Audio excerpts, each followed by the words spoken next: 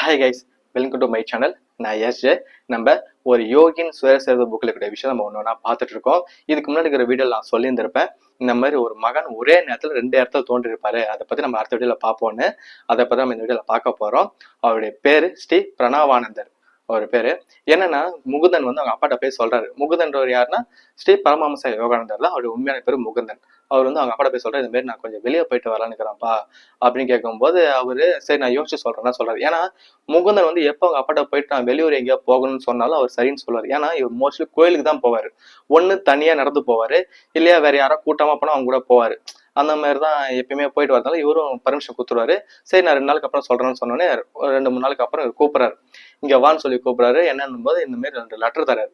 ஒரு லெட்டர் அவர் ஃப்ரெண்டுக்கு கொடுக்கணும். அவர் பேர் வந்து கேதார்நாத் பாபு, காசில தான் இருக்கிறாரு.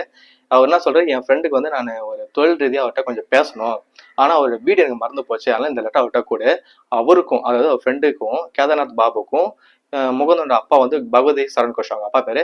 எனக்கும் அவருக்கும் தெரிஞ்ச ஒருத்தர், அவர் பேர் தான் ஸ்ரீ பிரணவானந்தர். நீ அவர்கிட்ட போயிட்டு இந்த இன்னொரு லெட்டரை கூட, நீ யாருன்றதை நான் லெட்டர் எழுதியிருக்கேன், நீ பையன்றதை அறிமுகப்படுத்துறதுக்காக எழுதியிருக்கேன், நீ அவர்கிட்ட இந்த லெட்டரை கூட.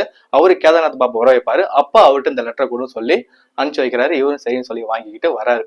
காசிக்கு வந்தோடனே அந்த ஆசிரமம் போறாரு. ஆசிரமம் உள்ள ஒரு ரூமுக்குள்ள ஒரு மேடை மாதிரி இருக்கும், திண்ணமா இருக்கும், அது உள்ள உட்காந்துருக்காரு, தியானம் பண்ணிட்டு இருக்காரு. இவர் போனதும் அவர் கண்ணை திறந்து பாக்குறாரு. கண்ணை பார்த்ததும் வா பகவதி மகனேன்றாரு. இவருக்கு ஒண்ணுமே புரியல. என்னடா நம்ம இப்பதான் வரோம், நம்ம யாருன்னு சொல்றதுக்கு ஒரு லெட்டருக்கு அதை கூட ஒன்னும் கொடுக்கல, அதுக்குள்ளேயே இவர் யாருன்னு கரெக்டா சொல்லிட்டாருன்னு அவரு ஒரு ஆச்சரியம். அது முடியறதுக்குள்ள என்ன சொல்றாரு, இங்க கொஞ்ச நேரம் உக்காரு, கேதார்நாத் பாபு நான் வர சொல்றேன் அப்படின்றது சொல்லிடுறாரு. இவருக்கு ஒண்ணுமே புரியல. நம்ம என்னதான், நம்ம உண்மையிலே நம்ம இந்த உலகத்துல இருக்கிறோமா இல்ல கனவுல ஏதாவது இருக்கிறோமன்ற மாதிரி தோணுது. நீங்க எப்படி உங்களுக்கு எனக்கு தெரியணும் போது அவரு மௌன சிரிப்பு சிரிக்கிறாரு. சிரிச்சிட்டு இருக்கும்போது அவர் வந்து அவங்க அப்பாவை பத்திலாம், அதாவது முகுந்தன் கிட்ட அவங்க அப்பா பத்தி தான் சொல்றாரு. இவருக்கு அவங்க அப்பாவால தான் இவருக்கு ஓய்வூதியம், அதாவது பென்ஷன் பணம் கிடைக்குமா. இவர் யாருன்னா அவங்க அப்பா கீழே ரயில்வே டிபார்ட்மெண்ட்ல அவங்க அப்பா ஒர்க் பண்றாரு. அவரு கீழே இவர் வந்து ஒரு காலத்துல ஒர்க் பண்ணவர். உங்க அப்பாவால எனக்கு ஒரு ஓய்வூதியம் கிடைக்குது, அது இல்லாம எனக்கு இன்னொரு ஓய்வூதியம் கிடைக்குதுன்றாரு. அது என்னன்னு கேட்கும்போது, என்னுடைய மேலோகத்துல கூட என்னுடைய சிவன் தான் எனக்கு அந்த சிவன் நான் சிவன் சொல்லல, அவர் வந்து பரம குருன்ற மாதிரி சொல்றாரு. அவர் தான் எனக்கு இன்னொரு ஓய்வூதியம் கொடுக்குறாருன்னா, இவர் சின்ன பையன் தானே கேட்கறாரு. அவர் என்ன பண்ணுவாரு, பணத்தை எடுத்து நேரம் உங்க மடியில் நிறைய கொட்டுவாரான்னு கேட்கறாரு.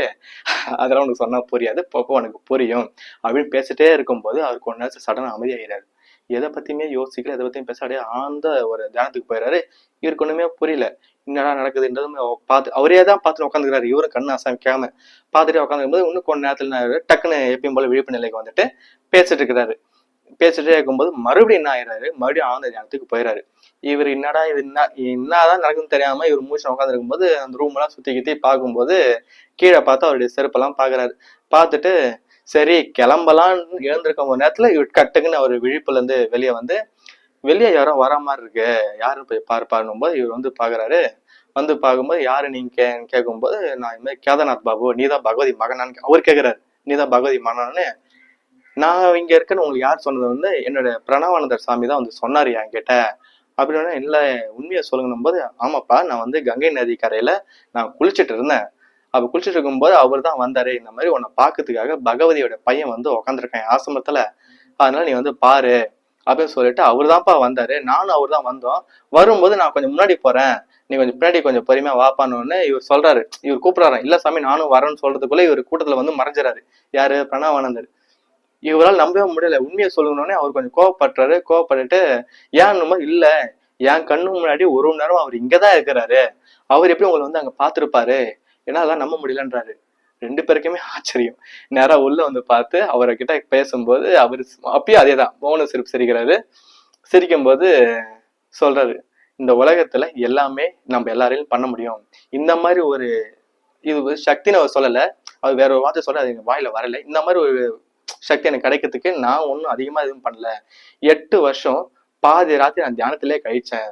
அப்படி தியானத்திலே கழிக்கும் போது நிறைய விஷயங்கள் எனக்கு தெரிஞ்சது, எனக்கு கிடைச்சது, இதெல்லாம் நான் யார் வேணா பண்ணலாமே அப்படின்னு சொல்லி இன்னும் நிறைய விஷயம் சொல்றாங்க. ஸோ இந்த மாதிரி நிறைய விஷயங்கள் நம்ம இன்னும் இந்த புக்கில் நிறைய பார்க்கலாம். போக அடுத்த வீடியோல இன்னொரு அற்புதமான ஒரு மகனை பத்தி பார்க்கலாம். பாய்.